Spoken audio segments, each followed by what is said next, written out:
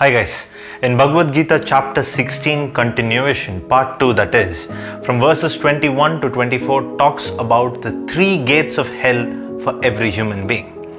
Nowadays when we live in the land of Kali Yuga, where we see that most people are doing something that is away from the true definition of human nature, there is always one simple question that is being asked. That is, who makes a mistake and who goes by the right direction? And from the fact that you can see from the title of the video, the lust factor is one of the most crucial elements in why we humans make majority of the mistakes that we do. Now here I'm not going to do some sort of sannyasi video where I say that you have to abstain from sex or any sort of physical relationship altogether, because frankly that is not what the Bhagavad Gita says. In chapter 16, there is a very important mention of the two emotions that come after lust than the act of lust itself. See, because usually when you have lust with heavy emotion, with so much desire of wanting another person physically and sometimes maybe even emotionally. Now usually with lust there are two emotions that are crucial in making a person make some wrong choices in life, and that is anger and greed.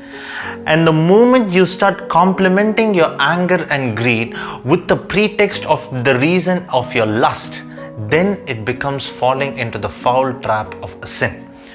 See, the Bhagavad Gita understands that a human being needs some sort of lust in order for him or her to lead the way of life until his final days in this planet.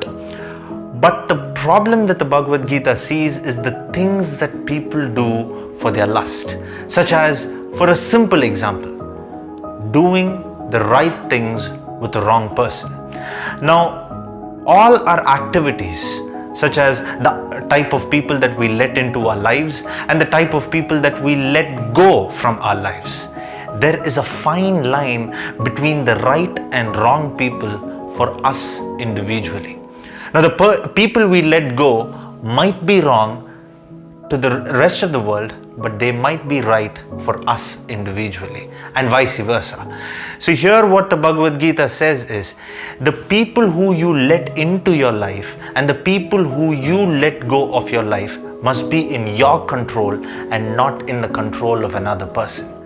Because when you do the right things with the right person at the right time, and then the Bhagavad Gita calls that relationship to be divine, be it from a father or a mother or a spouse or any sort of relationship with a friend or anything, even if it is a companionship with a little boy or a girl, it has to be something where the Bhagavad Gita says that that person has to help you and nurture you to becoming a better person than when you met that particular individual.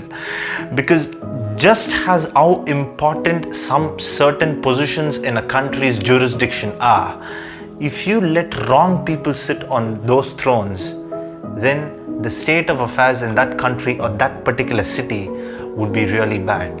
Similarly, if we let the wrong people into our lives, it might even destroy us mentally to a point of no return. And that is why the Bhagavad Gita says that when you let wrong people into your life, you would complement your anger and greed with the pretext of lust. I'm doing it for my love. I'm doing it for my desire.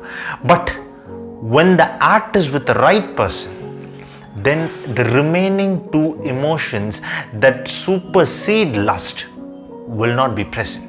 Because there it is the act of something where you are equally trying to grow yourself into a better person.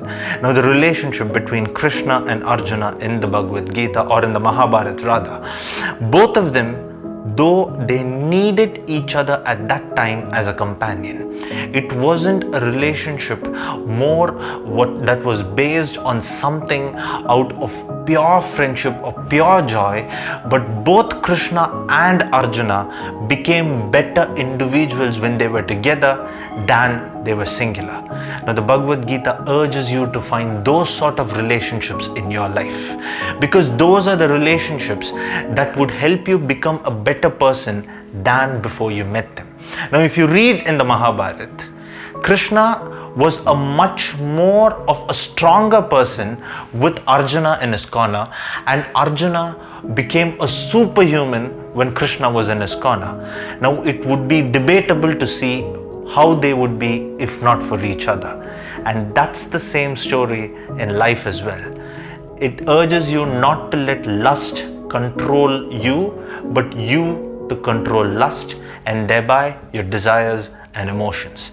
That's the theme of the second half of the 16th chapter, and thereby putting a conclusion to this chapter. And I would see you guys in the next video covering the 17th chapter. Until then, it is goodbye, and of course, thank you for watching.